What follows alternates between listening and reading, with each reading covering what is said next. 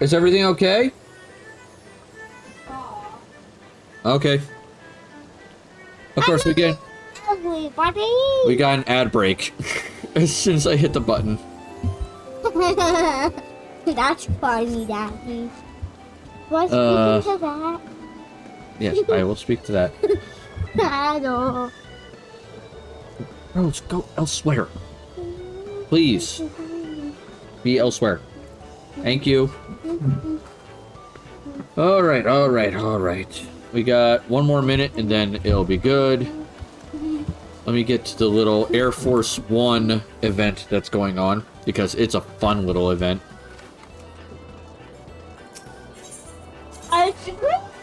Ooh, should I install Dwarf Fortress, or do I want to do that to myself? Okay, so that's what we were smelling. Aww.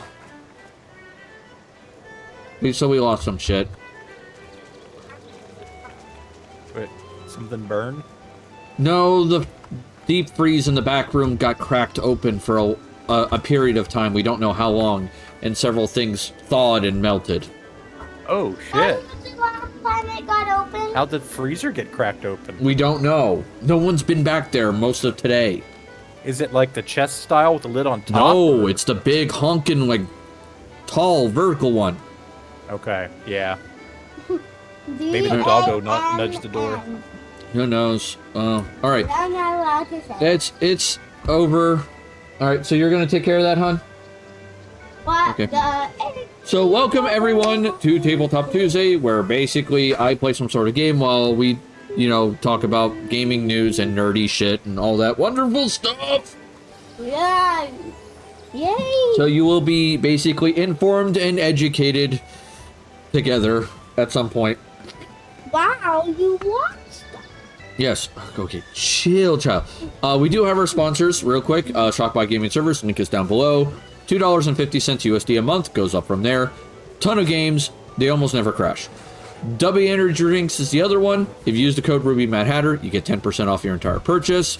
They have great reviews, they taste great. I'm a big fan of the Galaxy Grenade. Check them out. Just want to get that done.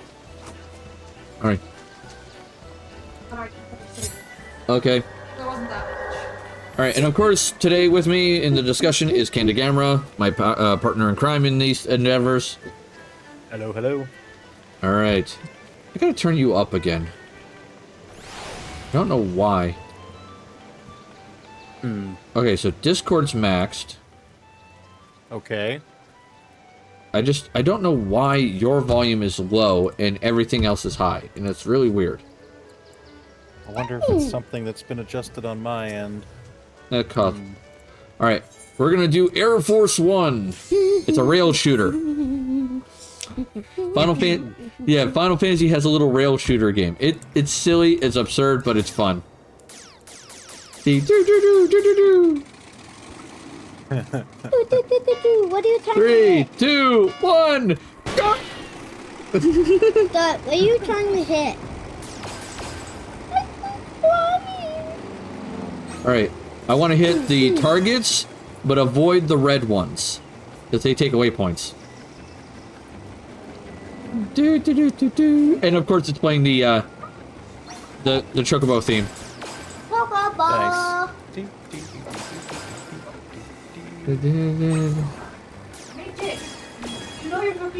See, that's the one I don't want to shoot. If I shoot that, I lose points. Very sinister. This one is a lot of people's favorites, Angel Woman. Like, a lot of people love this one. I know a lot of people hate Leap of Faith. Leap of Faith is really annoying. Because it's a giant jumping puzzle.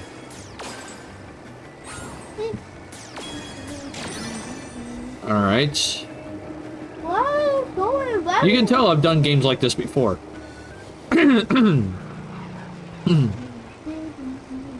Alright, here we go.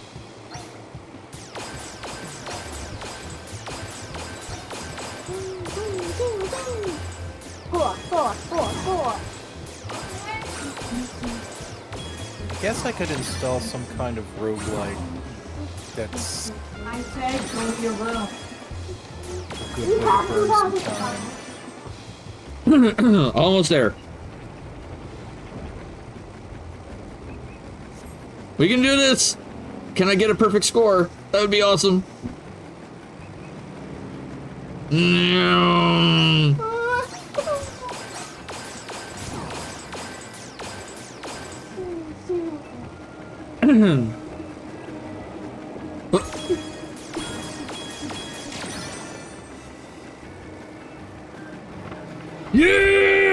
Woo!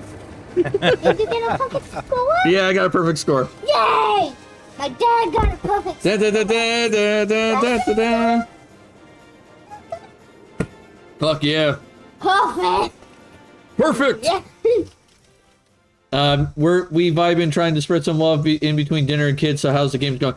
Dude, I get between dinner and kids. I have 2 kids of my own. I had to do dinner easily. Angela Woman said, yeah, Leap of Faith. So, some of the games are kind of fun, Gamera, but Leap of Faith is possibly the worst because it's like your standard, like, World of Warcraft / Old Republic controls. Okay. With a timed jumping puzzle. Yeah, it is so annoying. Because they also put some of these, like, extra rewards that in order to get a perfect score, you have to do these really nasty jumps that require great precision. Yeah. Now, if you fall, you don't lose. You just respawn back at, like, the last major platform. Mm-hmm. Which is not terrible, but by the gods is annoying. I hate Leap of Faith. I know very few people who are into it. How long has it been since you started this? Alright.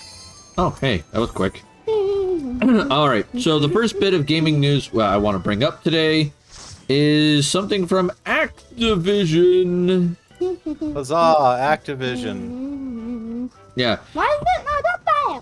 Yeah, Activision is gonna do... I gotta resub. Yeah, I get that. I got a Lisa. Yeah, that's coming soon, isn't it?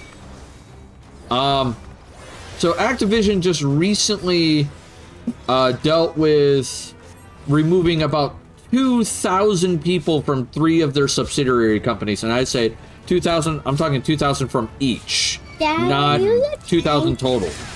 Dad, All right. are you the tank for that? Yes, I am the tank.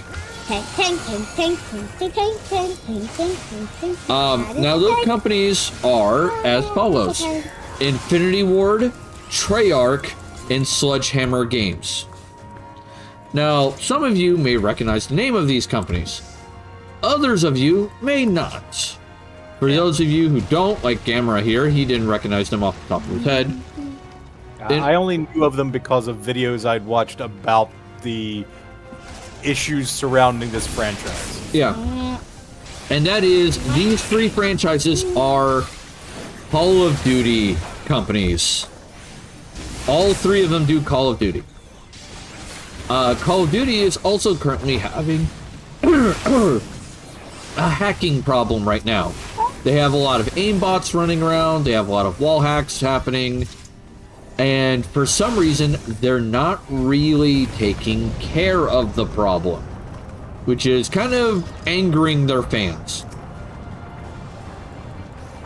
I mean, this, to me, is fairly typical of basically companies that get so big that they think, well, you know, all of our user base, they don't have anywhere else to go.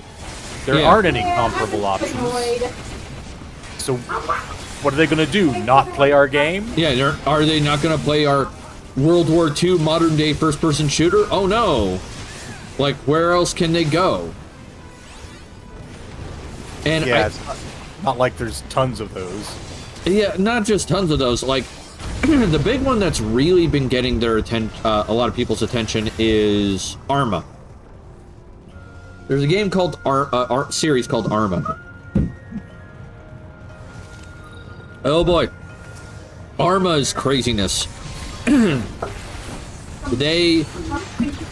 you ever dealt with those type of people, Gamera, where they're obsessed with perfection and they have to get every little detail right?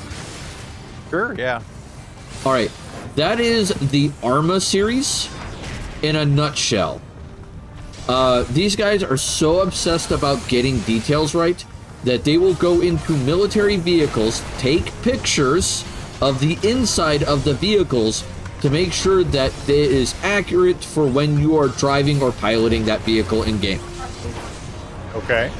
Like, that level of accuracy, to where they get even every switch, button, and light accurate. Sure. So, that is kind of nutty. Can I have this? I mean, I understand the desire to try and make something like that, but, you know, you can definitely take that too far. Yeah, you get like, tone it down just a hair there, my dude. So yeah, Call of Duty is recently into some shit because of that. There are quite a few Call of Duty, I don't want to call them streamers, I would say content creators, that are making the prediction that this could be signaling that Activision is going to not get rid of Call of Duty, but tone it down a lot. Probably gonna move the dog food to right in front of it. Tone it down in the sense of, like, diversifying their game portfolio. More like limiting them to one Call of Duty game a year. Period. Yeah. Instead of saying like, oh, here's the Black Ops game for this year, here's the Modern Warfare game for this year, here's the World War II game for this year. They're like, no, you're gonna get one game a year, that's it. Congrats. Enjoy.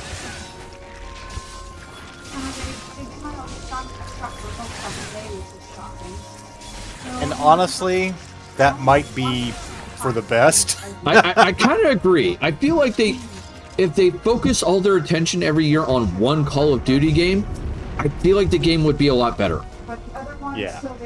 Especially some of the things that all three teams are really good with. Like, don't get me wrong, Black Ops has got some cool stuff to it, but honestly, the big thing that they are known for and they're really good at is the zombie mode. Like, they are amazingly good at zombie. Modern Warfare is great on multiplayer. Like, they know how to do the multiplayer gameplay really well. And the World War II guys do decent stories. They do a good, you know, single-player version of the game fairly well. So, if they took all three teams and let them do what they do best, as one team on one game, that might actually come out with a pretty good first-person shooter, in my opinion. And this is coming from someone that, yeah, I do enjoy first-person shooters. I'm not what I call a fanatic about them, but I do occasionally like popping in a first-person shooter and going, hey, let's shoot some people. Or in this case, you know, let's give people a long-range trepanning. Yeah. But that's just me. Like, I know first-person shooters aren't your cup of tea. No. And that's okay. Dada, What, Rose? you gonna get that link down? No, I'm using it to get the information I need, Rose. Chill out. Rose want. What was that? What does Rose want? She wants me to, like, remove the web browser I have up that has all the information I'm pulling from, so we could talk about this and I don't get information wrong. Go! Right. Now, you're done. Because it's partially covering Go! OBS, but not like the chat or the Get alert. to your room, Right. or I bust your ass. Move it. So, Yeah, she's got a few years yet before she can tell you how to stream. yeah, a few. Alright, so there is that one. The second story is more of a, I was going to cover for the, you know, beginning of the stream gamer news, and that is, well, Howdy. hi, go to bed. Yeah. Do you know what company made the Suicide Squad game? I don't, honestly. I don't know forget. either. I remember that it was a nightmare of development because basically it kept getting delayed and delayed and delayed. Delayed, yeah. All right. So for all of you there, this may be slightly triggering. If it is, I apologize.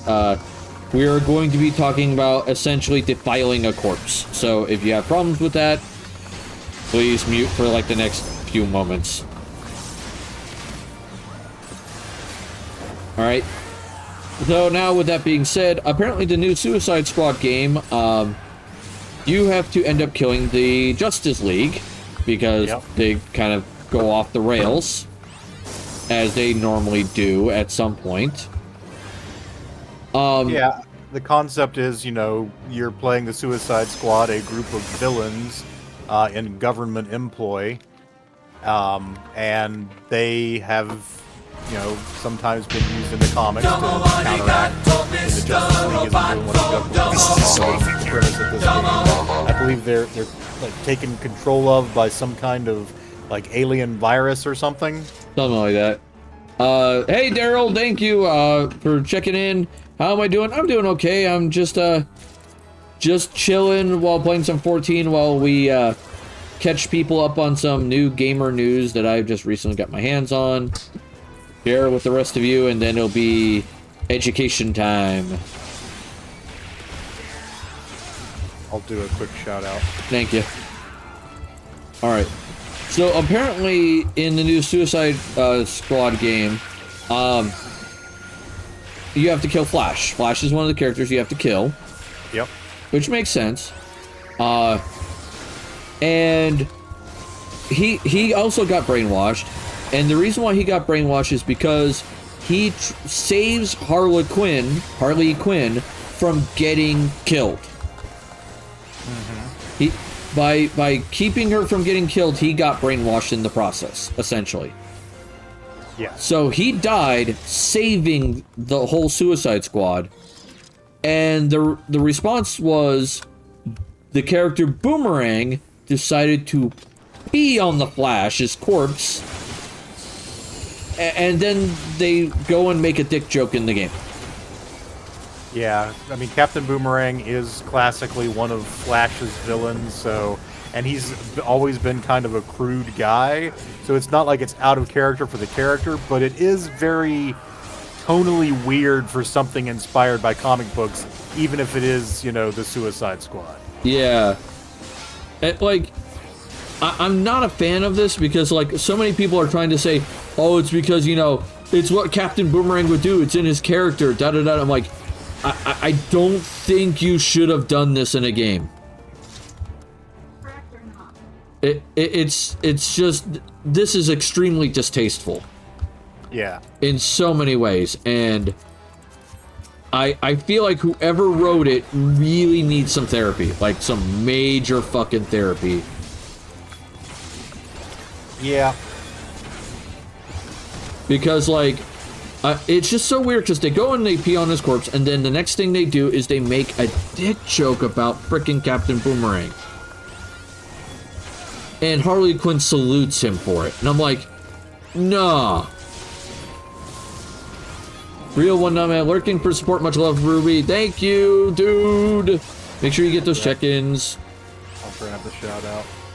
Well, if he does the check-in. I shout out people that I see chat. That's how I've usually gone about it. Okay, that's fine. Hun, is this still good, or should I not be drinking this? Yes. A lot? I would say no. Okay. Can I just get some water, please, then? Thank you. Love you. Now it's time to fight Master Oogway. We are beating up Master Oogway. Thank you. Love you.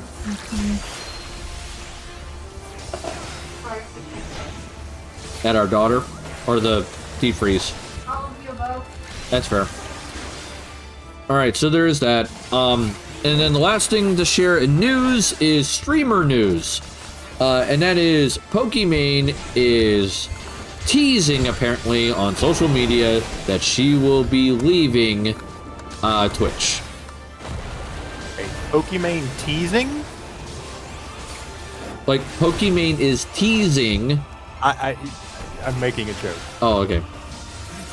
Sorry. Like, you know, she's someone who has kind of a teasing relationship with her fans. That's fair.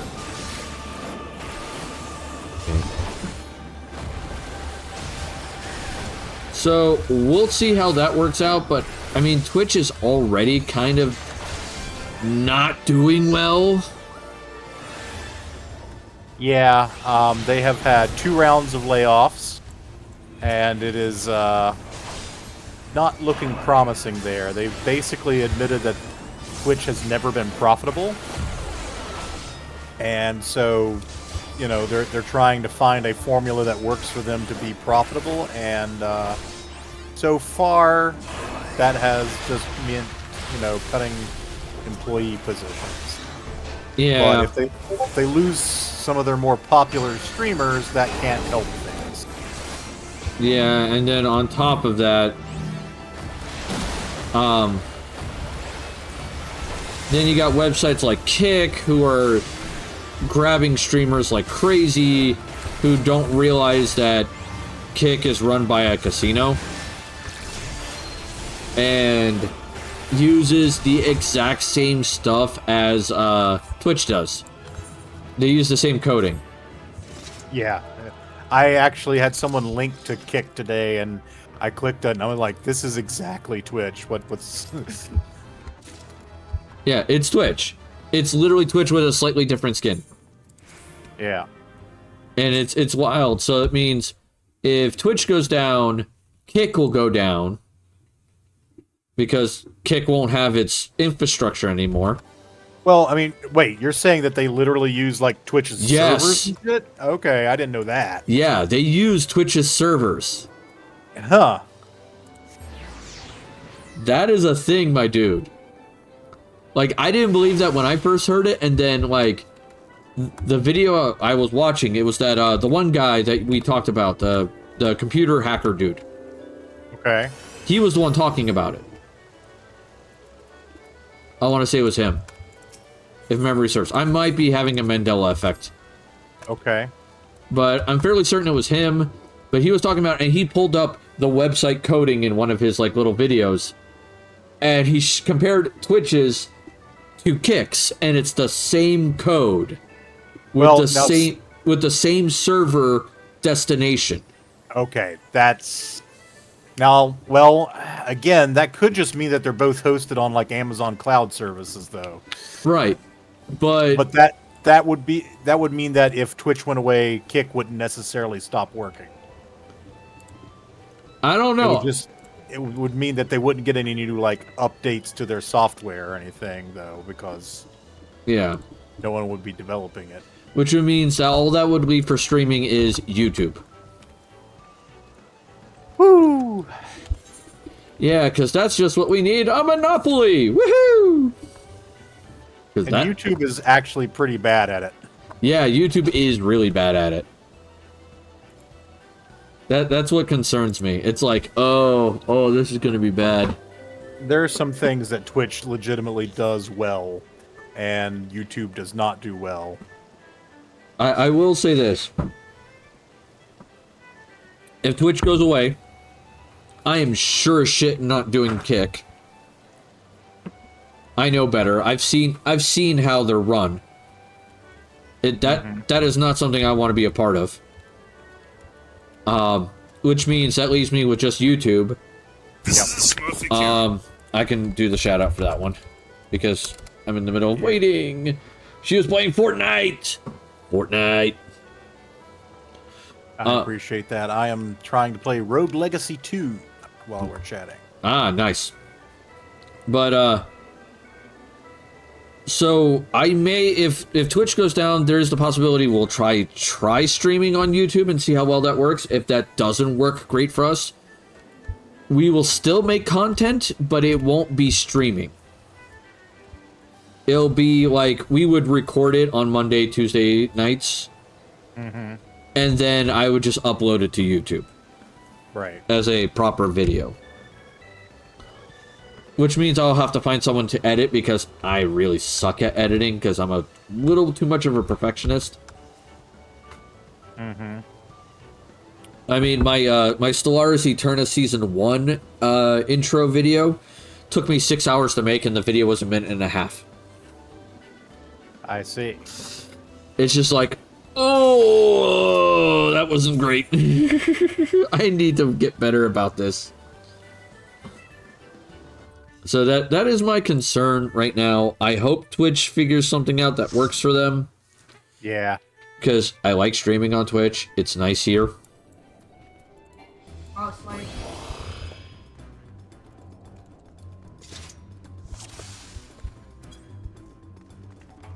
Yeah, like, there are a few, like, minor issues I have with it, but it's nothing, like, deal-breaking, if that makes sense.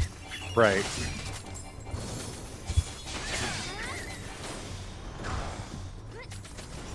But that's just me. Oh my God, I don't know what I'm supposed to do with this.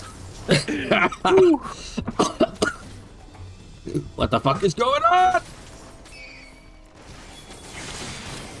So, on Sundays, right now, we have my academy game I'm DMing, but once a month on Sundays now, we're having a one-shot called Beckett's Tavern Run. And it's interesting because the way it works is it's a one-shot you can run multiple times. Sure. And the way it works is, you remember the movie Groundhog Day? Yeah. It's essentially a D&D Groundhog Day. Okay. You essentially repeat the same day over and over and over again until you solve the puzzle of the tavern. Okay. It's a very, like, combat light one shot. It's mostly like investigation, talking, discussion, stuff like that. So right. I'm actually enjoying it from the few times I've gotten to play it, because it's often those Sundays I often just take the Sunday off and not play at all and just be like, all right, I'm taking a little bit of a break, recharge my batteries, stuff like that. Mm-hmm. And let my players play it. But, like, I've been enjoying it, though. Like, it's been fun. And I would heavily recommend it, dude. I would say check it out, because I think the PDF is either cheap or free. Now, I will say this. It is written for 5th edition. Right. But it's not really that difficult to transmute a non-combat one-shot from 5th edition to any edition that you find, what you want to do. Right. You just have to, like, modify some skill DCs, and that's about it.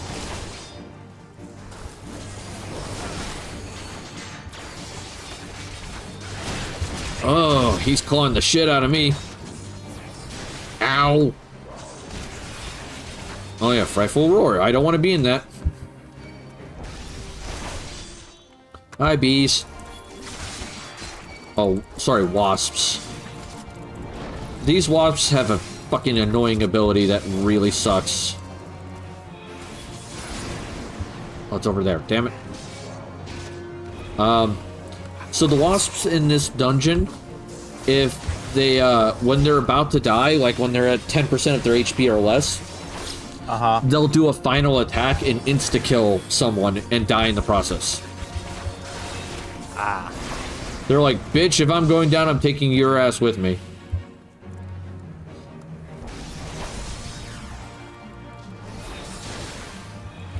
It is... I know I'm playing Paladin badly. There's got to be so many things I'm not doing right, because this does not feel right to me as a tanking class.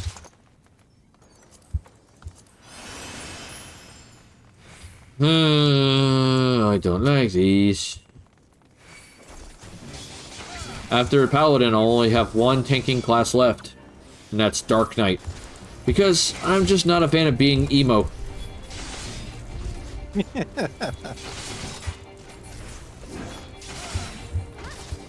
Remember, Dark Knight's all about more brooding than crooting.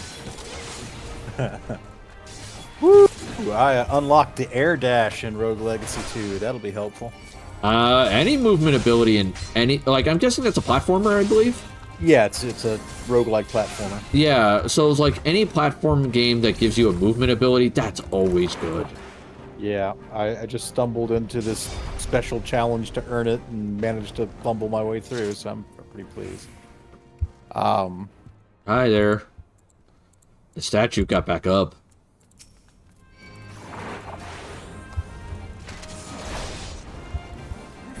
Those are creepy looking. Oh yeah, they're annoying as hell. If you don't kill them on the Switch, they get back up. Gotcha. Because the game's trying to encourage you to basically do the puzzle. Yeah. Like, we'll keep making this enemy get back up and trying to kill you if you don't do the puzzle right. It's like, yeah, I get it. You keep getting experience points for killing it over and over again? Nope. Well, that sucks then. Yeah, if that was the case, dude, that would have been broken. Yeah. It'd be like, hey guys, we're gonna hang out here for like the next hour. Why? Infinite enemies. Yep. Infinitely spawning enemies. Something that really annoys the shit out of me. Uh-oh, he attracted a friend. I mean, I sometimes like them for the grinding of levels. Yeah, sometimes they're okay, but they're not always the best in the world. It depends on the game you're playing. Yeah. Like, I hate infinite spawning enemies in first-person shooters. Daniel, sure, yeah. here. It's like, why? Why is this a thing? Why are you making me do this? God damn it. Danny, here. It's just like, no, that's not going to be a thing. I did want to mention though, you mentioned the Groundhog Day thing. I recently played in a 5th edition. I'll call it a one-shot, but it was really played over like 2.5 sessions. That one of my players ran for the group, and it was kind of a cool, puzzly thing.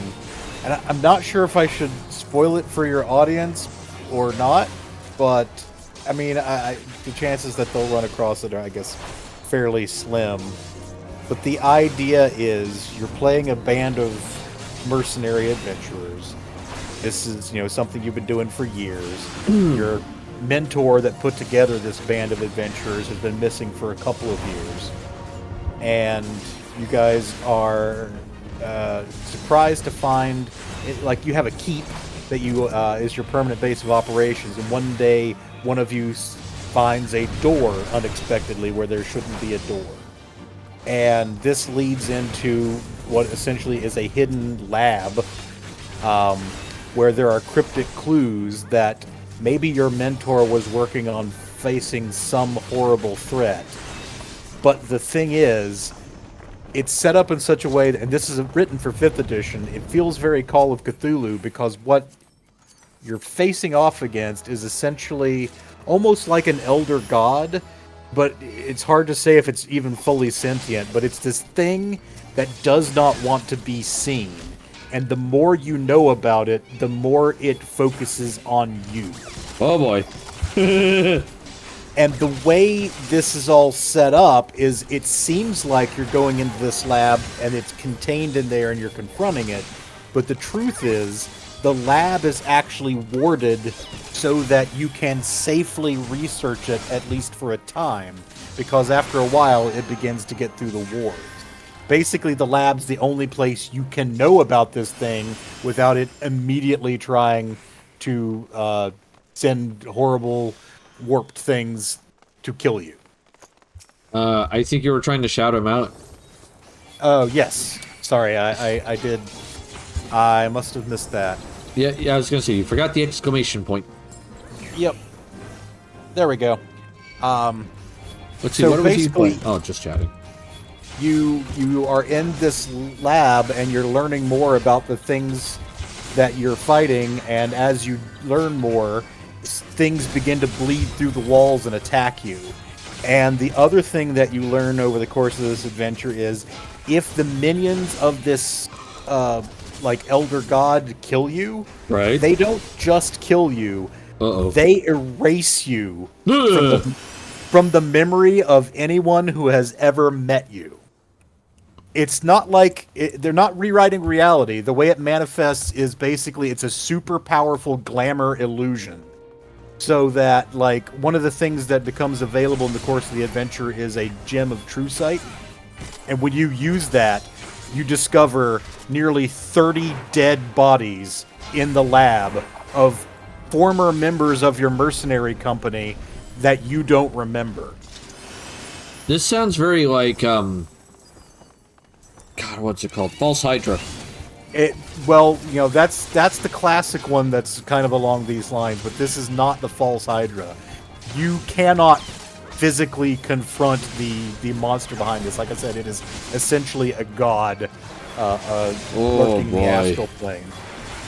But basically, the goal is to come to a decision. You're there. You can either decide, well, we're going to go outside, because that's the thing. There's the weird thing about the little lab is there's an orb in the entryway, and it's enchanted to erase memories.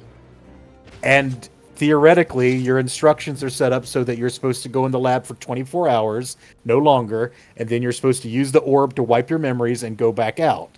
And then once a month, the door to the lab will reappear. Your memory wiped adventurers have rediscovered it. They've gone in. But the thing is, over the course of a couple years, you have theoretically lost more than 24 members of your party. Oh, Jesus. And so, yeah, you find, like, the GM sets up, like, these notes that you find, research notes, some of which are from your past selves, and some of which are from companions you don't remember.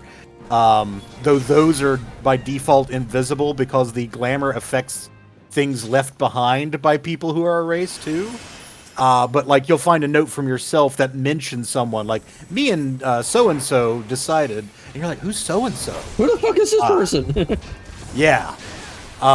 So, yeah, basically the goal of the scenario is for you to come to, like, a decision. Like, are you going to leave the lab with your full knowledge, risking annihilation because you basically have to know about this thing to fight it, and you're just hoping to find some other thing that your mentor has done furthering the idea of defeating it? Or are you going to wipe your memories and basically commit to doing the cycle again in a month? Or find some third option? Eventually. Yeah.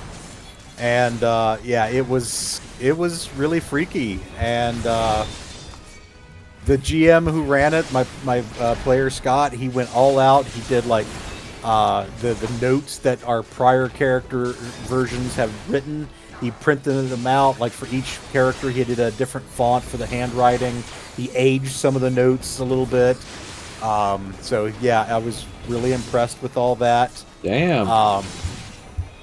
Yeah, it's basically, you know, a monster that the more you know about it, the more likely it is to kill you. But at the same time, you have to be able to learn more about it to try and find a way to either seal it away permanently or defeat it or whatever. Because if you don't, you're screwed.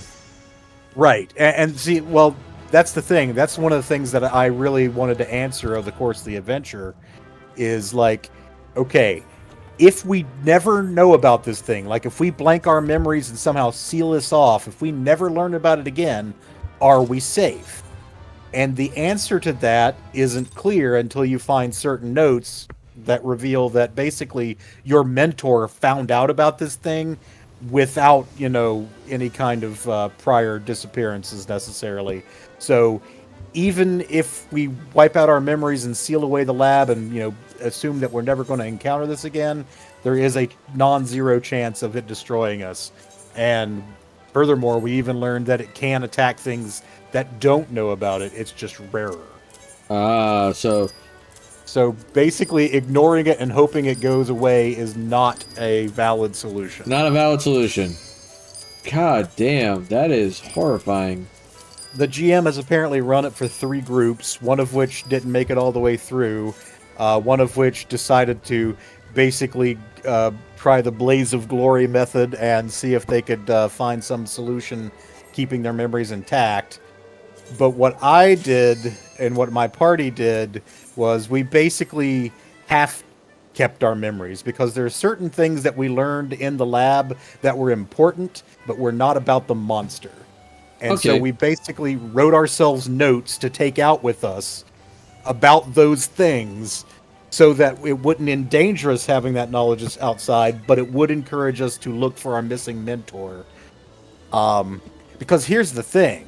With that weird setup, it's like, oh yeah, our mentor disappeared 2 years ago. We don't know where he is. Well, we investigated, right? Sure, yeah. Well, who checked his bedroom to see if there were any clues? Was it us? Or was it one of the other people who used to live here?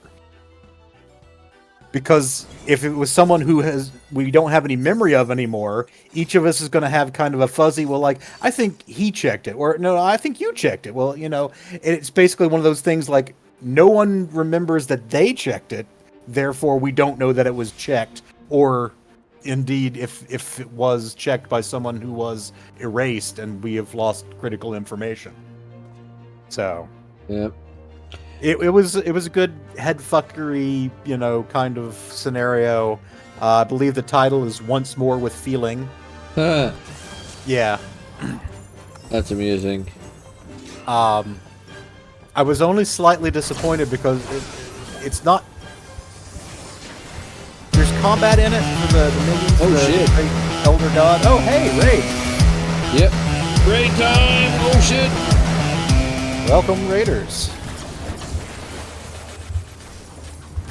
We'll get to this side. As I was trying to tell you, there are no... There's some combat in there, but I have built a wizard designed to kind of like do battlefield manipulation and maneuvering, and we were fighting in some very tight quarters because it's a lab, it's not a battlefield. Right. So yeah, I did not get to fully leverage that, but it was fun. The other thing that I came up with that the GM was like, I don't know if anybody's ever thought of doing that before. My wizard basically said, okay, let's pretend, or not even let's pretend, there is no monster. What we've read about so far, that's fake. Don't even think about that creature anymore. It's not real. Instead, you're going to help me write a story. It's about this evil tree in the astral plane that sends its roots out to kill anyone that learns about it. Basically, using the power of allegory so we could discuss the monster without discussing the monster. Yep. Jesus.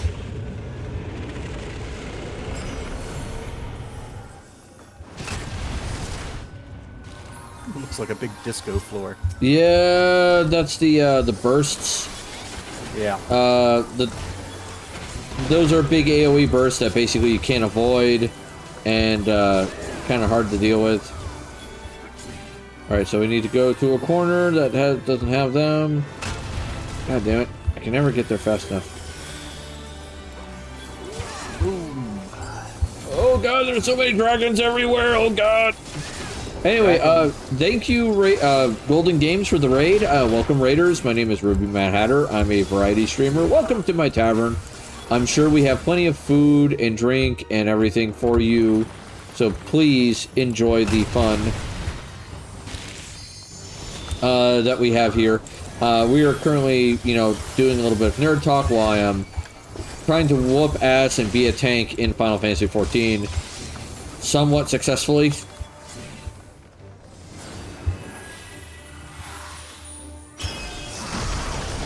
Okay, yep, we got that covered. Hiya, big guy. Oh, man, I'm gonna die. Alright, now here we go. Active time maneuver! Press the button repeatedly. There we go, success. Oh god. Sir Sean was slain by a plunky.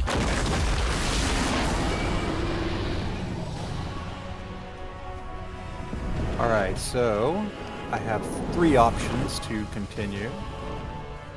Oh, this thing. Sir Teddy, Lady Sarah, and Sir Glauber. Okay. They'll sound like interesting names. They're all knight class because I haven't unlocked anything else. They have the same core abilities, but they have different magic spells and different traits. I think I'm going to go with Sir Teddy because his trait is an antique called the Raven's Ring.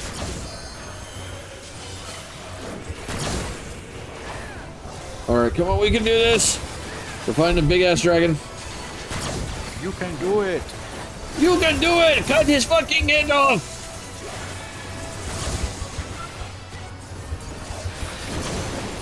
My kingdom has granted its people access to healthcare services and amenities. Yay. Yeah. Healthcare's good. Absolutely. Let's see. Uh-oh, his archery range. I unlocked rangers.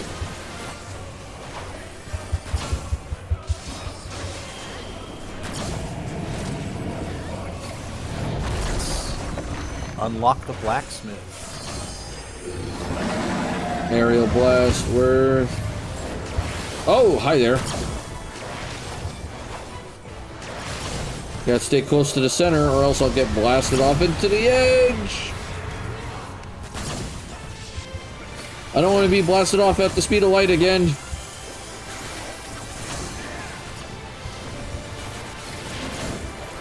Uh-oh, don't want that. Oh, no, don't want that. Uh-huh.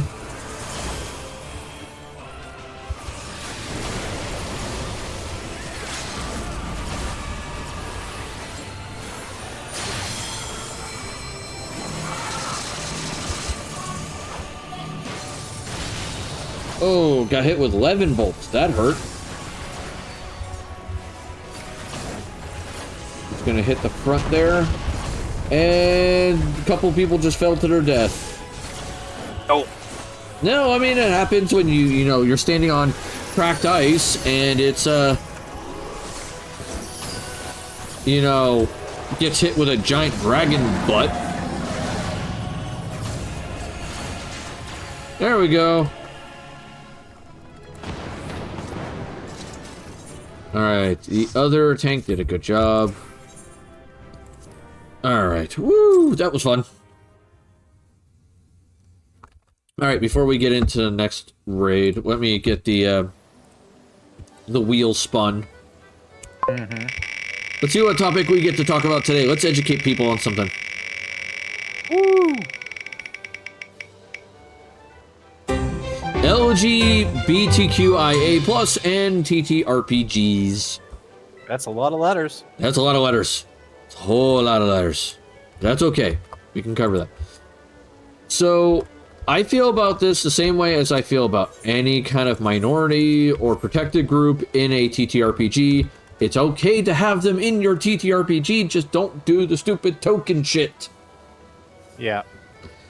And it's okay to follow some of the stereotypes as long as you're understanding that you're not doing the stereotypes in like seriousness or you're not using it as like a big joke. You're being respectful. Yeah, and I would say also, you know, this is something that you want to cover with your group in your session 0. Make sure they have an idea what your approach is going to be. Let them voice any objections. Yeah. And if someone's like, well, I don't want any of those gay characters in my role-playing games, then just boot their ass out and save yourself the trouble. Yeah. Now, if you have someone come forward and go, hey, you know, I don't particularly like how this character is being portrayed because... That's different. It feels disrespectful, that's different. Like, listen to that. Like, oh, you should definitely listen to that. I've had NPCs who were gay. I've had NPCs who were bi and transgendered. I've had NPCs who were minorities and protected groups. I mean, hell, one of the NPCs in my aquatic game, he's the mayor of a town. He's gayer. He's gayer than a rainbow cupcake. All right, dude is fabulous because I made him a monk sorcerer, and he was a fey-blooded sorcerer, so he glitters and sparkles. But he's also like a big muscle dude. All right, he will beat your ass. Yeah. He's not a little, you know, twink boy. He is the big muscle dude that goes, you make fun of my people and I will break you in half. It's like, uh-oh. He subsequently caused actually terror in my party the last time I ran that game. Oh? Well, because they had run into him before and they were very friendly with him and everything like that, to the point where he got the nickname Uncle Bob. Okay. All right. And everybody loved Uncle Bob. Uncle Bob was a fun guy. He was always like the life of the party. He was always trying to get people to enjoy life and have fun. Mm-hmm. And then someone basically tried to harm Uncle Bob's town. Oh dear. And what scared the party was Uncle Bob came out of the shadows. Give me a second. Uncle Bob came out of the shadows at one point with one of the antagonists that the party had been dealing with for a while. Yeah, go to the black room. Black room is terrible.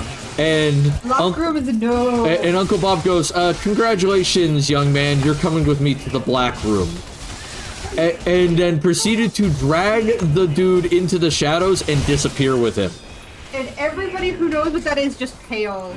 Like everybody, like several people made knowledge local checks, okay? Right. And those who passed the knowledge local checks, suddenly their skin paled like several shades. There's a rumor about the black room. Because Nobody's confirmed that it exists. yeah, no one has confirmed that the black room exists, but there's a rumor that this is the room that Uncle Bob takes people, and they never leave. Okay. It's not a lot. And Uncle Bob uses this room to let out his more darker urges. Oh dear. Oh yes. It's all about consent, about everyone has intent. Yeah, like the whole town he runs, which is called Little Oak, okay? Little Oak is giant about consent, but the whole place is run like the red light district in friggin' Amsterdam. Okay. So, if you got a preference, Little Oak's got you covered. Somewhere. Alright? There's somewhere. You just gotta look. You gotta look for it, but everybody is consenting on that preference. Where you're going. And when you arrive in town, if you're a newbie, you're given a little book that explains what all the different symbols on the different buildings mean. Yeah. Like, not jauntily.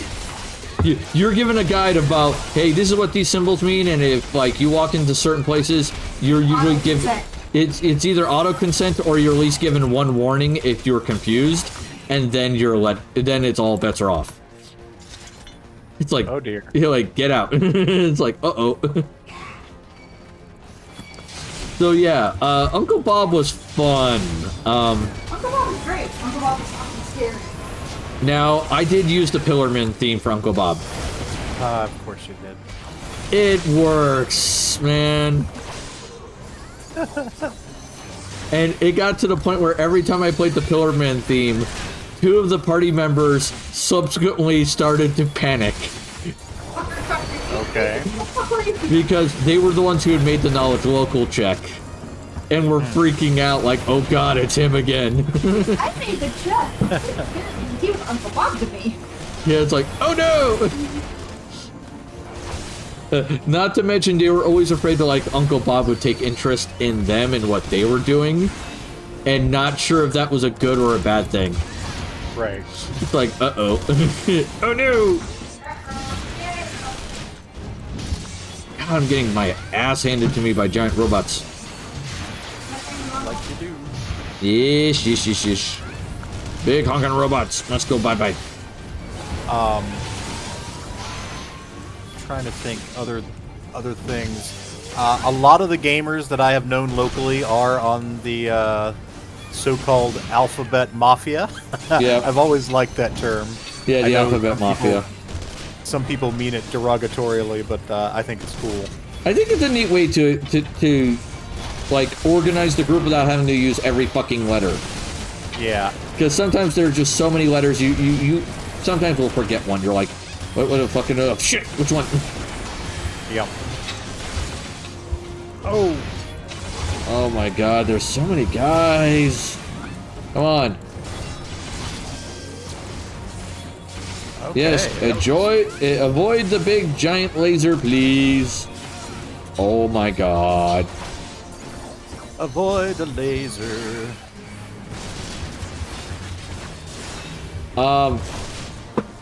Now the only one I haven't run into yet is trans. Right. I haven't had a player do trans yet. I have had a player do non-binary. So, I- trans in Pathfinder is actually really easy. Yeah, trans in D&D and Pathfinder is actually super easy. There's Because anybody who does disguise can do it. yeah, there's disguise, spells, and abilities. There's polymorph. There's literally a change gender spell. Yeah, I mean, in Pathfinder, there's a change gender spell. Come on. So, God damn it.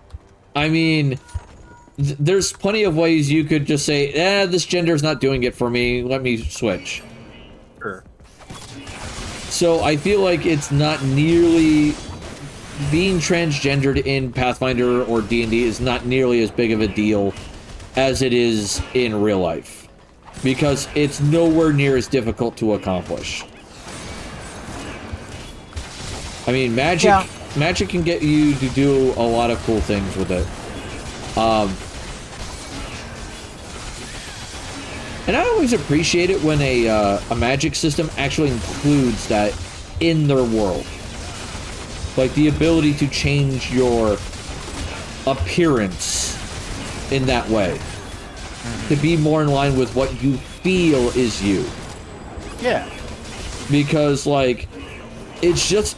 If there's disguise magic and polymorph magic in the world, why in the nine hells would there not be magic to just handle this or use that type of magic for that purpose? Absolutely. It makes no sense why there wouldn't be that. So, like, in a lot of D&D games I've run where people even remotely brought up transgendered stuff, it has been kind of a moot point. Everybody's been like, okay, so they were a guy earlier in their life, now they're a girl. Congrats, there's a spell for that. Who cares? Like, Yeah, I think that can be, you know, very nice, maybe like wish fulfillment type, because you have this easy access to those kinds of spells. Could be a nice change of pace from the harshness of the real world for folks who may be trans or non-binary themselves. oh yeah, definitely. I know, like, one of my former players, Alex, he was non-binary a lot with a lot of his characters, or androgynous, and I'm like, that's cool, okay, don't care. And he's like, I remember the first time he tried pulling it, he goes, you don't care my character doesn't have a gender? I'm like, no, I don't really give a shit. Yeah. Like, my biggest request is, all I ask is you tell me what your character finds at least remotely attractive if we ever run into a situation like a succubus or an incubus. Sure. Because those turn into what you find the most appealing. Right. Of course, how do you handle someone who might be asexual then? Well, then asexual is, they wouldn't appeal to their sexuality. They would appeal to what that person finds appealing mentally with another person. Sure.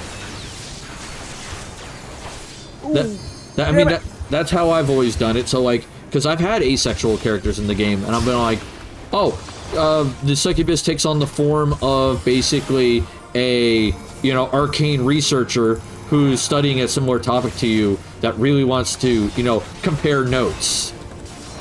Right, but that still doesn't necessarily hit the same issues, because, like, one of the things the succubus wants to do is lure you in for touch. Right. And a fellow researcher doesn't necessarily scratch that same itch, no pun intended. Well, right, but at the same time, like, they could use that as a distraction to move in for a touch. Perhaps. So, it takes a little bit of extra work, but it's still doable. Alright, let's see. I've got new options. I've got Sir Matt the Ranger, Lady Julia the Knight, and Lady Ashley the Mage. Yeah. Because, like... Sorry. Beards are mandatory for mages in this game, so Lady Ashley has a fine white beard in addition to her black hair. I love that. You need to send me a picture. That will just make me laugh. I'll grab a quick screenshot. Oh my god, that's great. Just like the whole dwarves, all dwarves have to have beards. Yeah. So there are no dwarf women. Oh my god. I'll throw it in the Discord once I've got it. Okay, so what else is on that LGB? Okay, so lesbian, G is gay, B is bisexual, T is transgendered. Yep. Q is what? Just queer? Queer, yeah. Okay, I mean that's not really difficult to pull off in a game. I mean it's just whatever floats your boat, my dude.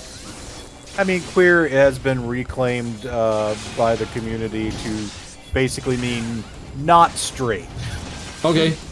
There are so many ways you can go about that in D&D. I mean, hell, there are species in D&D that have more than 2 genders. Way to go! As I was trying to tell you, there are no bullets left in this gun. Oh, hey, non-binary king. I find it amusing. He shows up now, just as we're talking about the very subject his name is based on.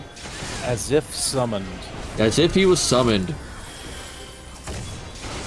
As if they were summoned. NB, did we summon you? Did we summon you, my dude? My dude, my dudette, my liege. Whatever term you want to be used. Excuse me, sire, but I believe there are the... You know, we're looking into what title you want to be called.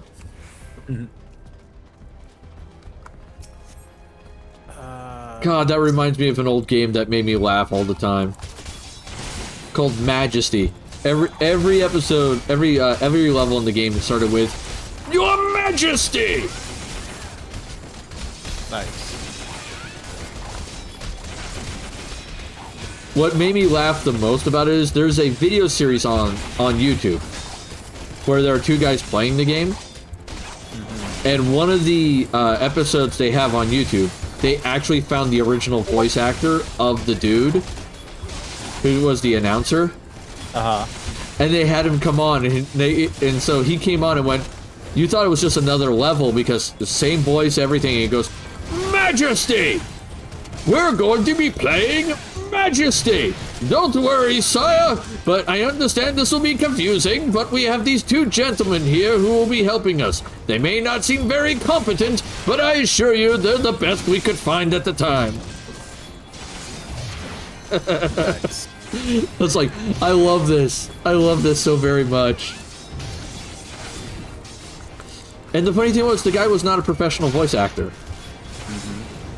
Just like, you remember the Command & Conquer series? Oh, yeah, yeah. Did you ever hear what Kane, the guy who played Kane, was before he did that? I may have heard it at some point, but it's not ringing a bell, certainly. He was one of the game devs. Oh, nice. He was just like one of the guys working in the office and like, we just need random people on the fucking camera. Go. Like everybody they got on the camera for the first game were just everybody who was in the office. They just grabbed random people.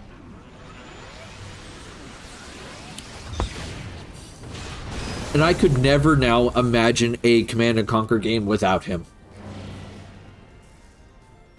I can't do it. Absolutely. Kane's classic. Kane lives in death! Alright, while she yaps, let me get the wheel a spinning. Yep.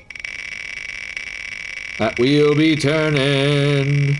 By the way, if you want to add something to the wheel, add it in chat. Yes, we do take suggestions. Buddy. Oh dear. Oh dear. Oh my. Oh my. Oh my. Oh my. Okay, for those of you who don't know, Dark Eldar are part of the Warhammer 40k universe. Warhammer 40k is basically the shittiest, most horrifying universe you could possibly live in. Yeah. Alright? Yeah.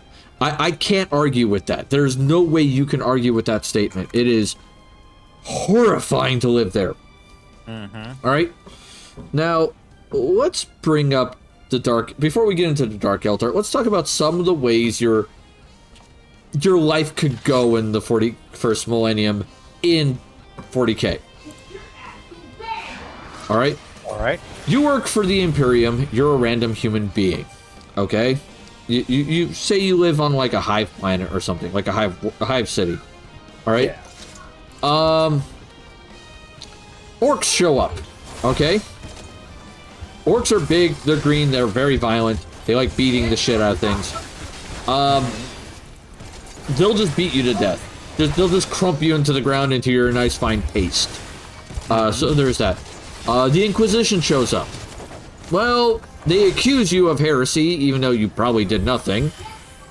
And they'll torture you for a significantly period of time. Hi, Rose, go to bed.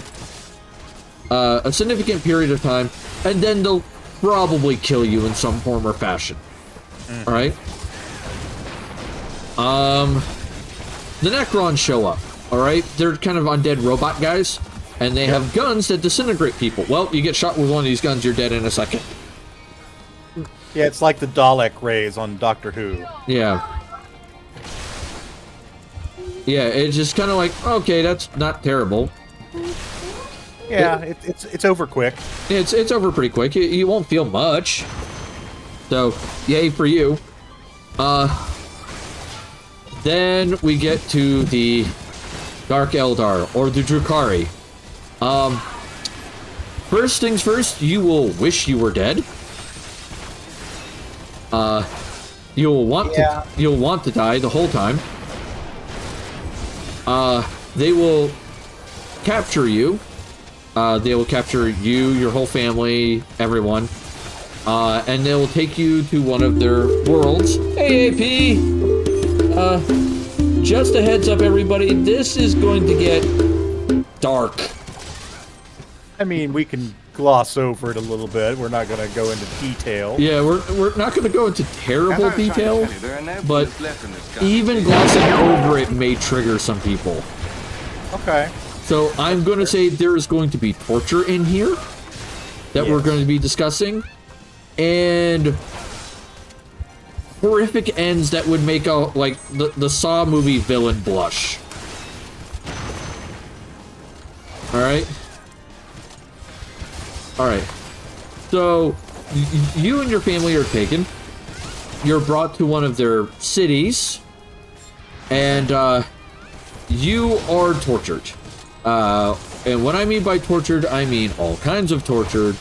Like salt in the wounds, taking off your skin, you know, the really bad stuff, okay? Yeah, I mean, the Dark Eldar, to a large degree, if you want to think of the characters from Hellraiser, that's the vibe. Yeah, that's very much the vibe. Or like the guy from friggin', was it something Horizon? Event Horizon? Event Horizon, that. Yeah. Oh god. Anyway, they will do to the thing to you and your family that rhymes with grape. Yeah. All of you. And they'll keep doing this for hundreds of years. They will keep you alive. Alright? And then as soon as you are no longer capable of pleasing them in that way, they will then take your flesh and bone and warp you into a hat, a nice couch, maybe even a lamp. And you will still be alive and groaning and in pain the entire time. Yeah. This is the Dark Eldar. Alright? Now, they are not doing this for the funsies. Well, that's part of the problem, but yeah. Hey, who's Mira? How you doing? And one-winged angel. The reason why they're doing is one of the Chaos Gods, which we brought up earlier in one of our earlier lessons, Slaanesh, kind of has her hand on them, but not like a good grip. And the only way they don't get their souls ripped out of their body by Slaanesh is doing all this stuff. Right. Because it makes them happy. Yeah, it's like something that they can do to please Slaanesh that keeps her from necessarily devouring them. It's kind of like, we have given you an offering. And there she's like, thank you, I'll take this. I'll eat you tomorrow. Go to bed. Can I please have my hugging kiss for me? Go. Go to bed. Both kids are not wanting to go to sleep. Yeah. You gotta sleep too. Yeah. I know. Like, goddamn, boy. All I wanted to do was have Um, a tonight. What was that, hon? I set the desk up and everything else in there so I could work on a puzzle tonight. And you can't. And I'm literally just trying to sort pieces and have to get up. I'm not even a quarter of the way box. Jeez, that sucks.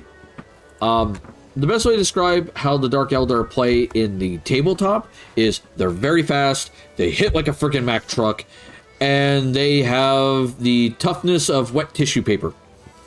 Yeah, they're very melee focused. They want to get close in and basically use their superior agility and speed to attack their foes.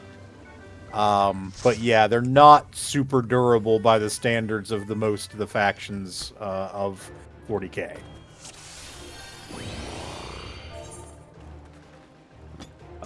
It's worth noting that right now they are one of the perhaps weaker factions, but there was a balance document uploaded just today that gives them a little oomph. A little oomph, but not a lot. Not enough to really raise them in the ranks too much.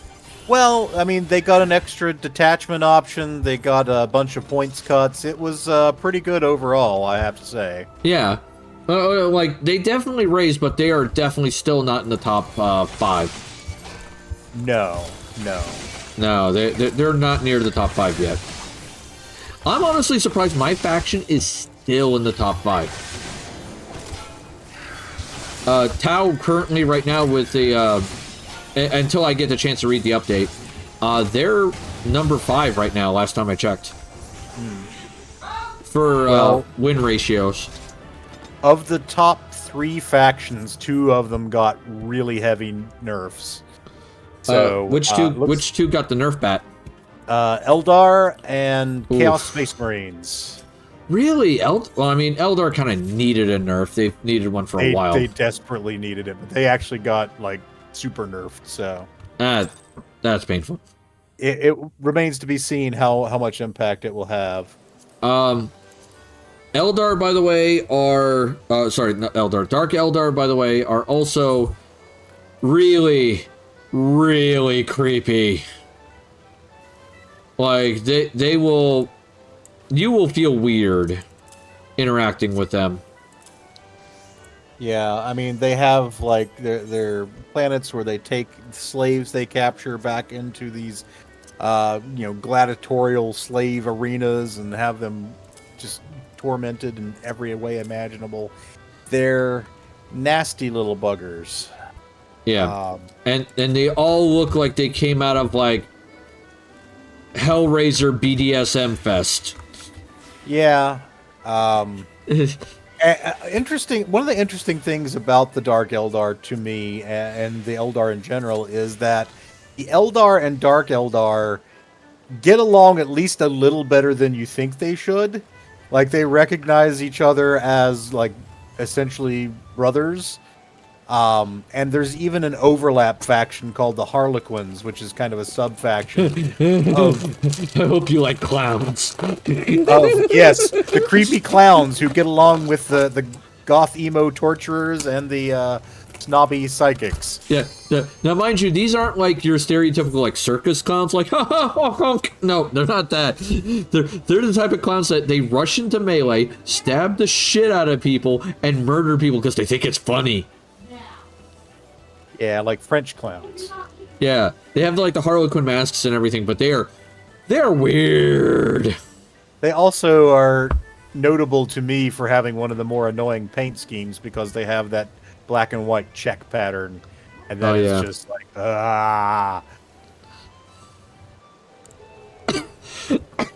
Oh yeah, and then on top of it, their job is to protect something called the Black Library, which is this big giant extra dimensional library that's on another plane of existence or something. that has all kinds of crazy ass information. Oh boy. Oh no. Welcome everyone in Final Fantasy to the World of Darkness. This raid is a pain in the dick. Mostly because of the final boss.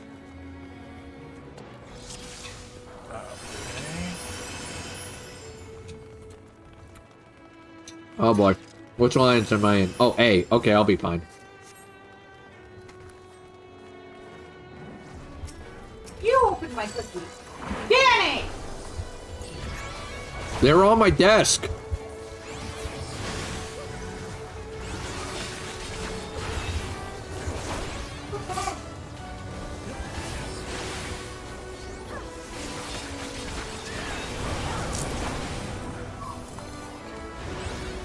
I don't want to be in that. I don't want to be in that. I don't want to be in that. I feel like I'm having one of those moments like in Milan where it's like, get off the roof, get off the roof, get off the roof, get off the roof.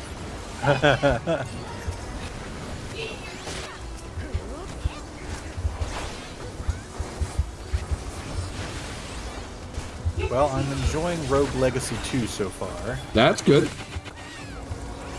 I enjoyed the first one when I played it. I can't remember. I think I might have played it on Xbox. I don't remember either of the games. You know what a game I really wish I could get my hands on, at least on a PC version, or I wish they would make a PC version? What? Castlevania Harmony of Despair. Okay, which one's Harmony of Despair? The multiplayer one. Ah! Is that not on PC? No. Huh. It's only on PlayStation for the 3 and the 4, and Xbox 360, and it's no longer sold.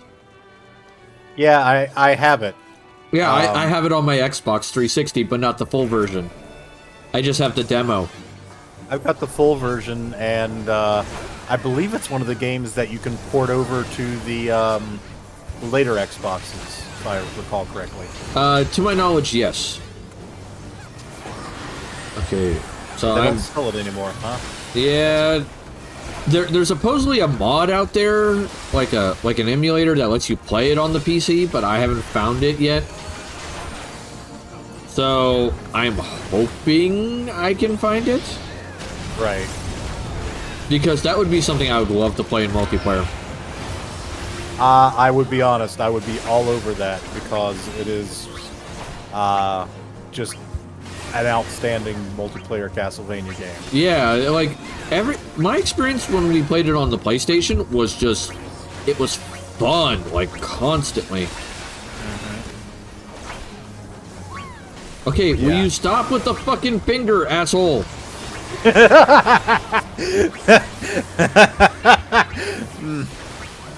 That's a great out of context quote. No, like he has this little finger going around the fight arena, and it's basically where he's gonna activate an ability that will fuck everyone up in that range. Sure. And so it's like, but it rotates around the arena, and eventually it will stop, and you only have like a couple of seconds to get out of the way. So like, in order to deal with it, you have to constantly be on the move and not be in its like range. And it's just like, okay, can you select a direction, please? Now? Yeah. Like, god damn it, game. Ooh, that looks like an airship. What, the guy I'm fighting? No, sorry, I'm talking about. Oh, okay. Oh my god. But yeah, no, Dark Eldar. Oh boy. I have yet to fight the Dark Eldar myself in tabletop. I have fought them in Dawn of War 1 Ultimate Apocalypse as a like a skirmish mode. Right. And I was doing Imperial Guard. Okay. And I went Artillery Doctrine. And so what I ended up doing was I found a nice little area to set up a beachhead. And then I just pounded their base with just relentless artillery. It's just like, no. Like, you can move as fast as all you want, but guess what? Your buildings can't move. Yep. This is true. Buildings can't move, bitch. Teleport around all you want. I will fuck you up. Oh. All the hits in this look very impactful and powerful. Oh, that's cool as hell. Alright. Let me do the next one real quick. Well, that's... Oh, it didn't spin. Damn it. Spin. I may have spun out a little hard. What are we getting? Guess what we just got? Ultramarine! We got the blueberries. Outstanding. Alright. Oh god, the Ultramarines, the Ultra Smurfs, the guys who basically are technically good at everything. The protagonists. Yeah, let's be brutally honest, they are the protagonists. Especially with more recent events with Gilliman waking up. Yep. Alright. So who are the Ultramarines? Well, they are Space Marines, so i.e. they are 8 foot tall, heavily armored dudes with freaking assault rifles that shoot like basically rockets. Yep. So that's terrifying. Oh, by the way, World of Darkness has the clone of the guy that monologues. Here he is right here, Zende. Ah. This asshole. Biggest monologuer in Final Fantasy. Anyway, so their Primarch, which is the head of their chapter, technically, their dad, Yes. is Rubute Gilliman, or Robert Gurleyman. I've heard Robot Gorilla Man. Robot Gorilla Man. Yeah, that's a good one. Rowboat Girly Man. Rowboat, yeah. Row your boat, Girly Man. Yeah. But Rowboat Gilliman. Yeah. It's a sort of French-influenced name. Yep. He's of the Primarchs. You know, each of them inherited something from the Emperor, and what Gilliman got was basically the organizational abilities of the Emperor, which sounds like it's lame, but holy shit, no, it isn't. It is not. Especially not when you're running an empire. He is the master of logistics. If any one of the Primarchs had come back other than him first, it probably would have been a challenge for them to even get the Imperium to recognize them and get under their control. He probably would have had a civil war. But Gilliman's the guy who's like, okay, fine, I'm going to sit down, I'm going to go through all this paper, I'm going to get us back on track. Yeah. And the Ultramarines chapter, basically their dad, their Primarch, Gilliman. Gilliman knows one thing better than pretty much everyone else when it comes to logistics, and that is he understands that logistics wins wars. You ain't winning shit unless, you got the logistics behind you. You could win a battle. That's not a problem. But you ain't winning the war without, the supplies, the guns, the medical shit, all of that. And he is damn good at it.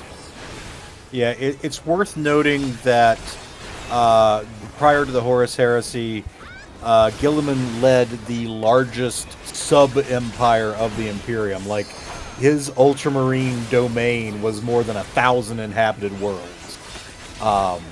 And when the Emperor was temporarily... Like, there was a period where they thought Earth had already been destroyed, that the Emperor might be lost, and that they would have to start fresh. And so they created the Imperium Secundus, and basically it was Gilliman the Lion and Sanguinius who set that up, starting in Ultramar as a starting point. And, it was just this huge empire. It is probably some of the best controlled and developed worlds of the Imperium. Life's pretty good if you live under the thumb of the Ultramarines. They're not terribly dickish. They're, probably middle of the road in terms of how they treat civilians, but the quality of life is going to be good on worlds where, you're not in an active war zone. But the thing with the Ultramarines is they have a little bit of a war problem, and that is they're good at everything, and during one of the earlier editions, I think it was 6th, if memory serves, they were capable of doing everything. Well, they do suffer, as we said, they're kind of the protagonist faction.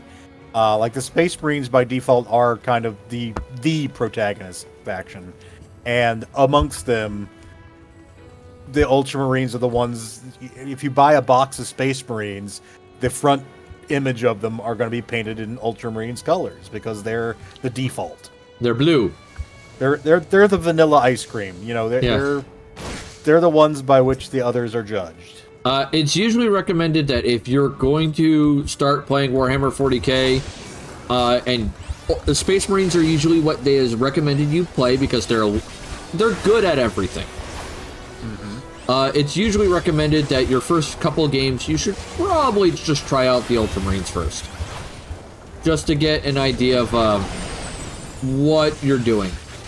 Yeah. And then figure out what part of the game do you like best, and then maybe pick a Space Marine chapter that fits that part better. Yeah. Some people actually like... Oh, shit. Fell down. So... God damn it. Guess I'll just keep hitting him.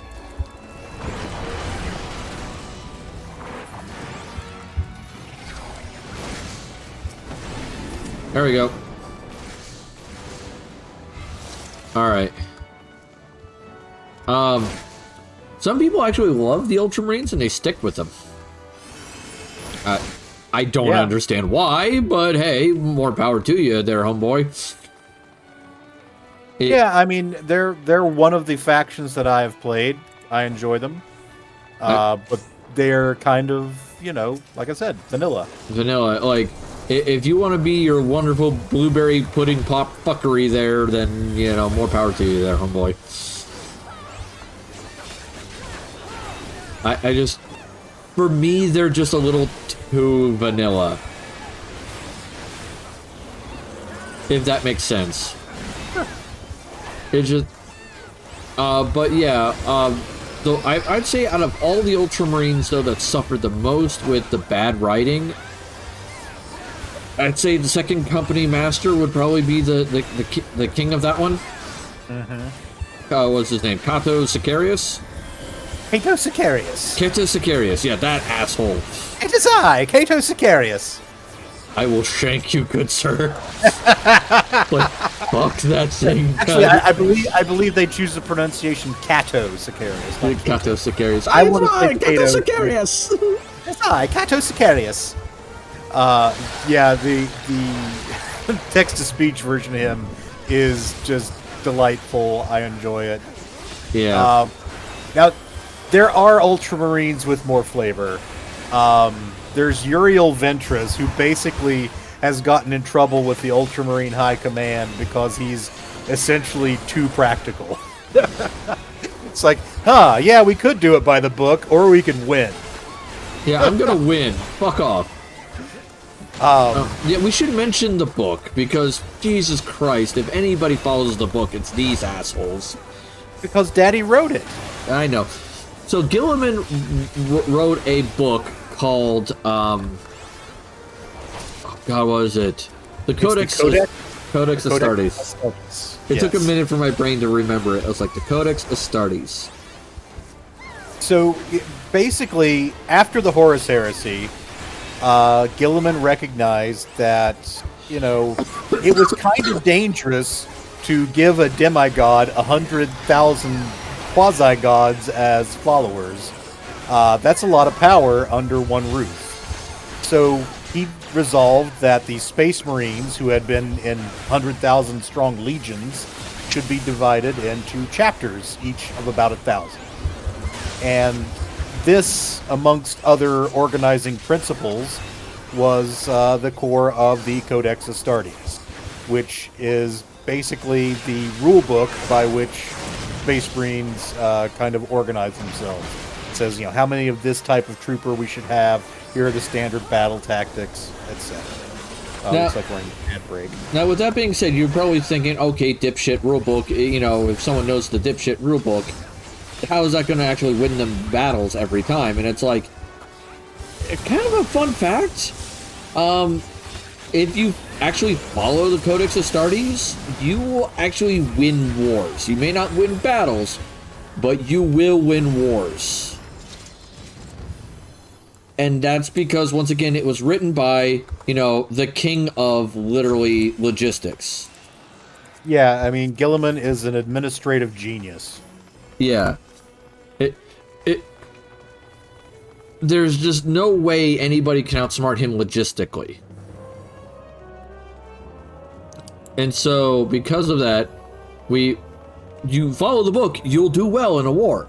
You might not do well in the battle, but you'll do well in the war. Okay, never mind. World of Darkness is not the one I thought it was. It's not the one with a freaking asshole at the top of it. That is the Ascian. Okay. That's literally their name. It's the Ascians. There's one tower that has the Ascian at the top, and they are just this heinous fight with so many mechanics in it that is such a pain in the dick. Yeah. This one is just some creepy shadow lady that we have to beat her ass.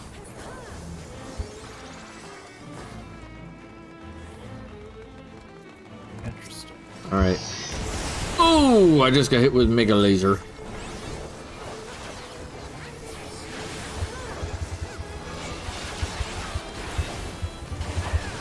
Which game she comes from? I think it's 4. No, 4 had the, God, what was the damn thing's name? Oh, I know its name too. It's gonna drive me up a wall. Because I love Final Fantasy 4. You'd have to give me a little more clue as to what you're thinking. 4 is the one with Gomez, but it's the final fight in 4, where it's this, like, weird, extra-dimensional fucking creature. Oh, I don't remember that. Yeah, it has a name, and I can't fucking remember the name. But it's the last fight in the game. After Golbez. Yeah, I don't remember what's after Golbez. You have to fight it on the moon. Yeah. I remember that. And it was like one of those bosses that kind of came out of frickin' nowhere. Is it Chaos? No, not Chaos. That doesn't sound right.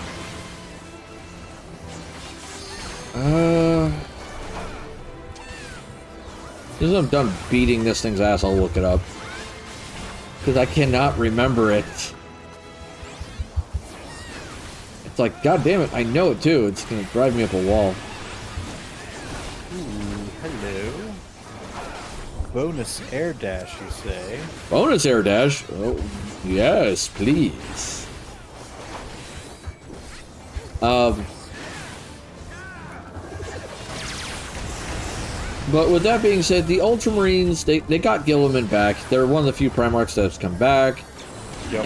And Gilliman is now suffering from ultra depression. Yeah, he basically sees the shit show that the Imperium has turned into. But like I said, he's like the kind who's like, well, I better buckle down and start fixing this. Yeah. He's very loyal, very duty-bound. Yeah. Honestly, other than Sanguinius, he's probably the best person to be, like, in charge of the Imperium if the Emperor's not around. Well, Sanguinius is not the administrator that Gilliman is. So in some ways, Gilliman's probably the better choice for the modern Imperium. It's just that Sanguinius would be able to command the loyalty of everybody just out without question because he's the hero. Oh yeah, everybody loved him. That's why I said, like, he would make a good Sanguinius if, like, all the Primarchs were still around, excluding the two that cannot be mentioned. Yeah. Which, like, I remember Horus almost mentioning them at one point. Yeah, there've been a couple of teases. in front of Malkador, and Malkador is like, if you finish that sentence, you will be erased. It's like, whoa! Have you ever seen, by the way, artwork for Malkador? Yes. Alright, have you seen the one with his chair? That does ring a bell. Alright, there are 2 skulls on his chair. Mm-hmm. One has a number 2 on it. The other has a number 11 on it. Yeah. It's like, oh, okay. The 2 chapters that went missing. Oh Yeah. no. But no, as I was saying, Sanguinius would have been a great leader, but like, Sanguinius knew enough to put Gilliman in charge of the administration. Mm-hmm. And I feel like that's probably what would have happened. That would have been like my best, leadership go after the Horus Heresy if Sanguinius survived. Sure, yeah.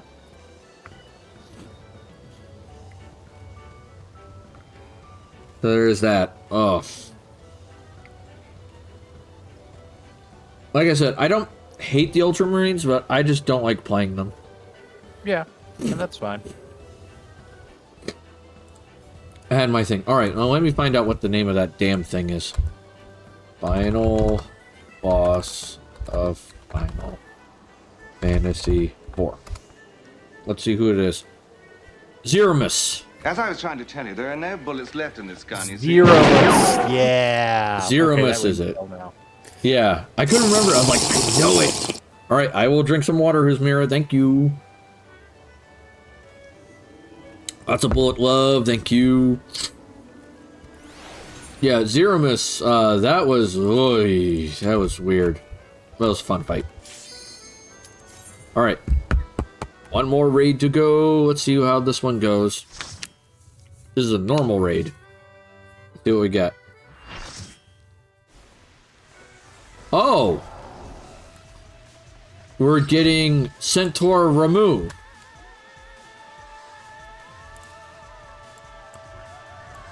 So apparently there's a series of raids in this game called the Eden's Verse. Mm-hmm. So you remember Eden from 8? Like that big stupidly large summon that had like almost a minute long summon that did like stupid amounts of damage? Mm-hmm. He's in 14, but not as a summon. He's a machine that is helping this world recover. I see. And you have to give him energy based on the elements that the world needs. And so in this case, you need to beat the shit out of Ramu to get his lightning energy, to give the land the rain and the lightning that it needs. Neat. Because it needs storms to, get to a balanced nature, essentially. Yeah. I gotcha. But the problem is, instead of fighting normal Ramu, the person who's helping you is taking your memories of the fight, and your memories are getting jacked. Huh. And so, ergo, you have to,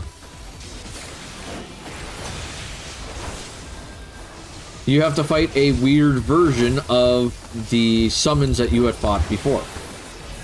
I see. Hence, Centaur Ramu. Instead of, an old man with a staff. Right.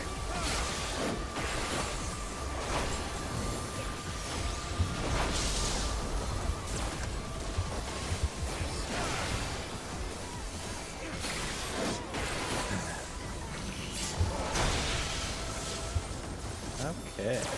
I'm starting to get the hang of this. I just need one dot of surge protection, so that way I don't get hit.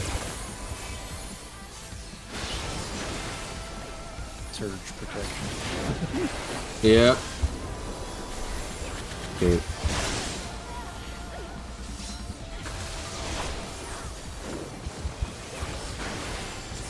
Okay, which one's going? I feel like I gotta go to the end here. There we go. Hi there. Oh, we lost a whole bunch of people.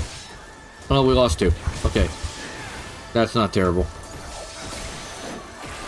Oh, that was bad. Let's try the spirit summons. Okay, one of these is shorter than the others.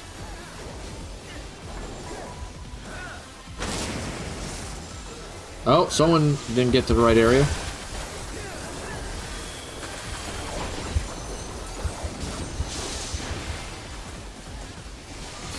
Okay, Fury's Bolt. We'll give you some of that.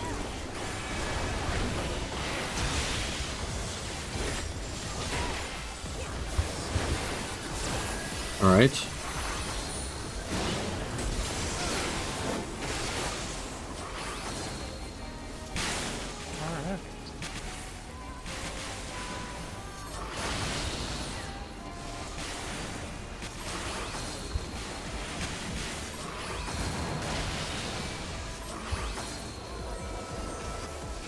I am thinking I definitely made the right call as far as game to play while we were hanging out. I am enjoying this Rogue Legacy. Awesome. I'm glad. I generally like roguelikes and roguelites pretty well, and yeah, this is a solid one. I will say there's only one real roguelike I really never cared for. And that is? FTL. I gotcha. I think you understand why. Yeah, I mean, I enjoy it in theory, but I think it's too frustrating to enjoy much. Like, it just... Like, holy crap, lighten up, guys. I want to be able to make some successes to unlock different options, and you just keep screwing me over. Oh, no, I fell off now, damn it. I wasn't paying attention to the other side and I got knocked off the edge. The biggest problem I have with FTL is not so much the difficulty. I can appreciate a difficult game. That doesn't bother me. What bothers me is hidden... Oh! It was Mirror, thank you for the sub! Thank you for giving Ulcer Inquisition the sub. So, dude, enjoy those free emotes. Enjoy the fact that you won't have any commercials. All that jazz. Pesky ads. Those pesky ads. Yeah. Have fun. Much love, man. Yeah, thank you. I appreciate it. No, with FTL for me, it's... There are too many hidden statistics that don't show up in the game. That is a kind of a big problem. And then on top of that, it is a random generated quest line with AP, thank you. Oh my god, it's so sweet, you guys. Thank you so much. I'm off here, have a great night. You too. Oh god, we have a hype train going. The hype train has begun. Choo-choo, motherfucker.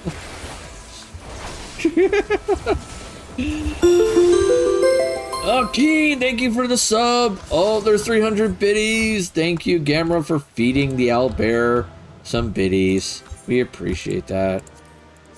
Alright, I'm getting that. So our little owlbear is going to be playing with his biddies and eating them later. Hell yeah! We got level 1 complete. Yeah! Let's go! Yeah. Every time I see a hype train is close, I can't resist throwing in a few biddies. Oh, snap. Yeah, look what I started. Yeah, I know you started this. This is all your fault. Fault is a funny word.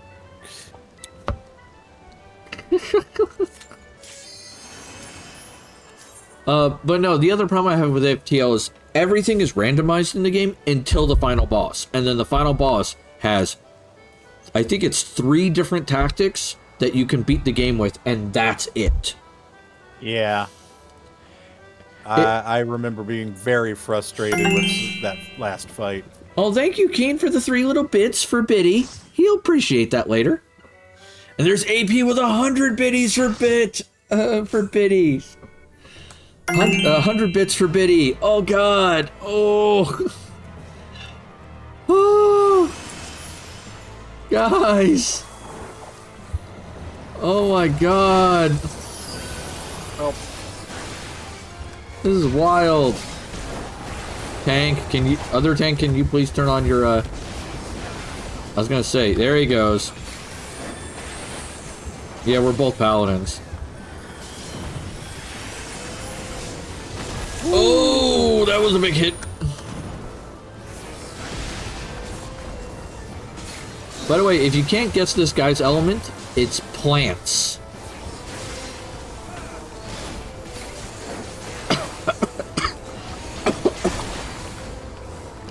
Yeah, his element that he uses is plants.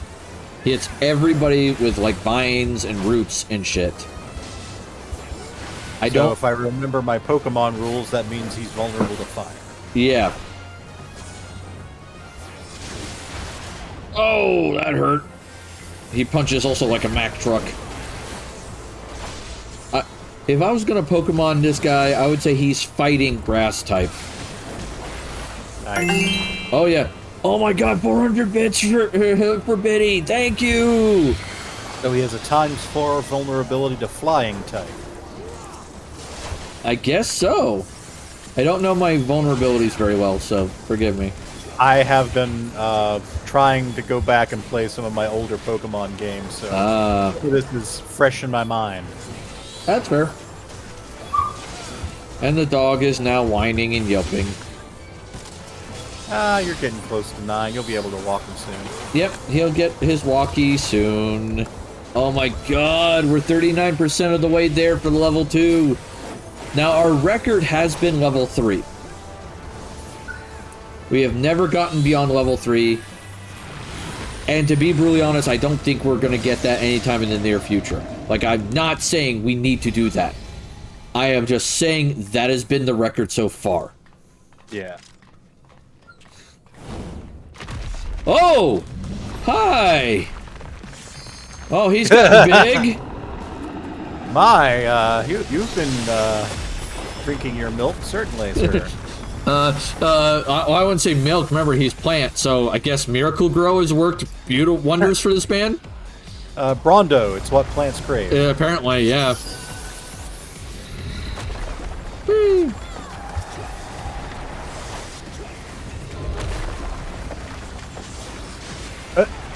I blew up myself, I think? Damn it. Okay. I was about to get some cool special chest, and I think I accidentally blew myself up. Okay. Hi, buddy.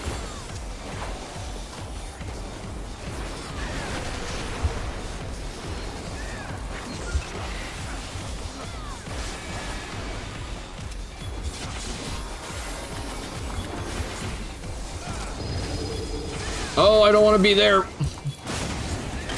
That's a lot of earth. Let's see. Increase starting resolve.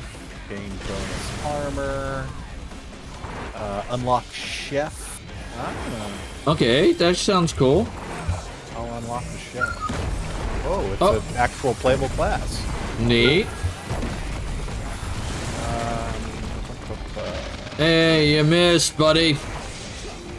Yep, we earned Hype Train level 1. Thank you so much, everyone. Damn.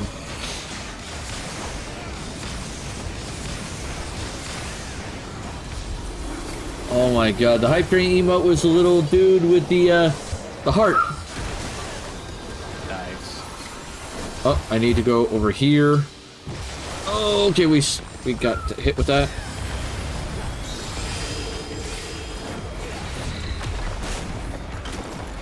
Ow. Okay, don't like that. Why are you hitting me constantly into shit that I don't want to be hit into?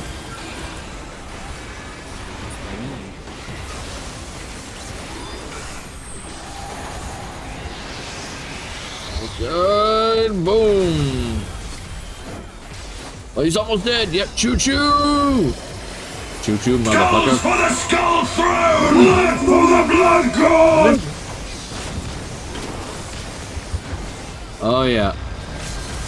All right, come on, man. We almost got you. Come on, we can do this. Oh, no.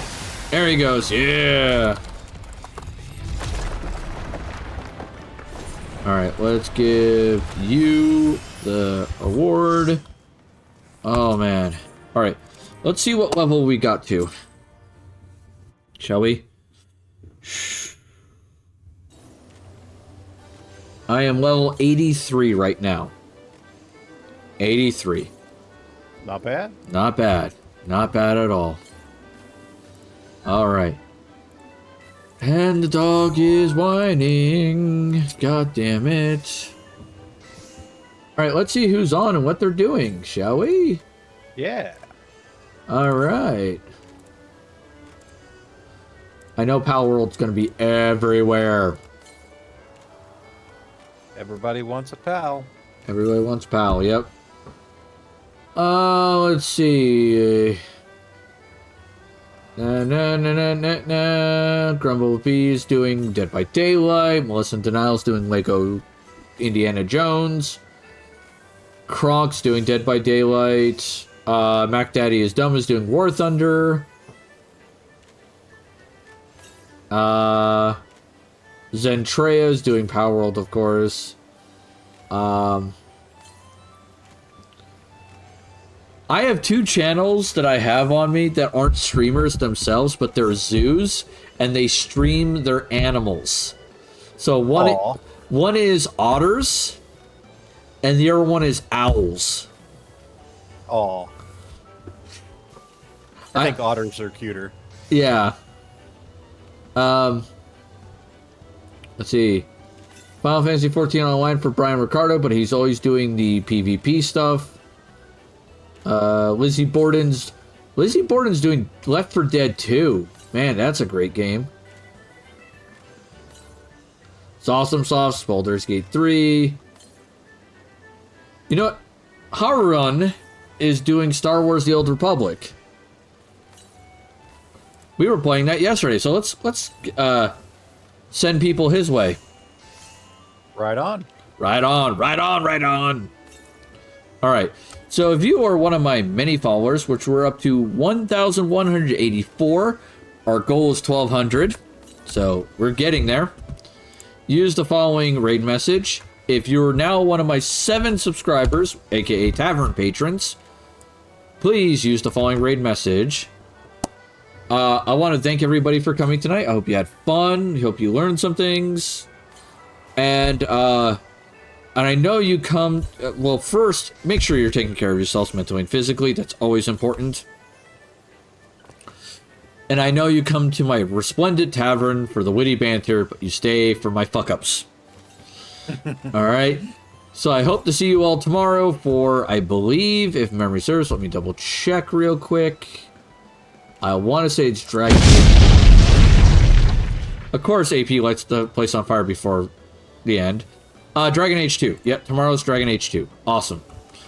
Alright, with that being said, take care of yourselves. Hopefully see you tomorrow. Toodles. Toodles. Oh, fucking A. Asshole. Just barely got it in there.